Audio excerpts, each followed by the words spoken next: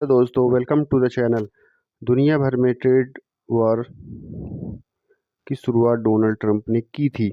अब वो अभी फ़िलहाल उसमें 90 दिनों के लिए पॉज़ लगाया गया है। कल उन्होंने एक चौंकाने वाला खुलासा करते हुए कहा कि भारत मेरे लिए सिर्फ़ और सिर्फ़ मेरे लिए अपने टैरिफ्स को ज़ीरो करने के लिए तैयार हुआ है। इस बात का खुलासा करते हुए उन्होंने सबको शॉक कर दिया।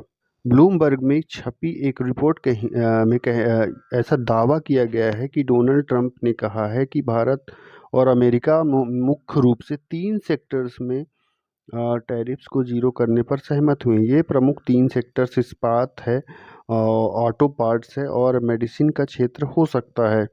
हालांकि भारत की तरफ से इस बारे में अभी तक कोई पुष्टि नहीं आई है, लेकिन जिस तरह से भारत और अमेरिका के बीच में अभी फ़िलहाल रिलेशंस है और कई स्ट्रेटेजिक पार्टनरशिप्स हैं, तो हो सकता है कि कुछ सभी सेक्टर्स में तो नहीं कहा जा सकता, लेकिन बहुत सारे सेक्टर्स ऐसे हैं जहां पर दोनों देश कहीं ना कहीं टैरिफ्स को कम करने पर या कि मिनिमम करने पर भी सहमत हो सकते हैं। जिस तरह से भारत और पाकिस्तान के बीच तनाव का दौर है, फिलहाल तो अभी इन चीज़ों पर वार्ता हो नहीं रही है, लेकिन पिछली जो 22 अप्रैल को वार्ता हुई थी उसमें कुछ चीज़ों पर सहमति बनी थी और दोनों देशों ने उम्मीद की थी कि जल्द ही हम किसी नतीजे पर पहुंचेंगे। अगर बात की जाए, कल भारत के प्रधानमंत्री नरेंद्र मोदी और ब्रिटिश पीएम कीर स्टारमर ने एफटीए की घोषणा कर दी। ये ब्रिटेन और भारत के लिए बहुत ही अच्छा कदम हो सकता है। दोनों देशों में के लिए एक लैंडमार्क होगा और एफटीए फाइनल डील साइन हो चुकी है ब्रिटेन और भारत के बीच में।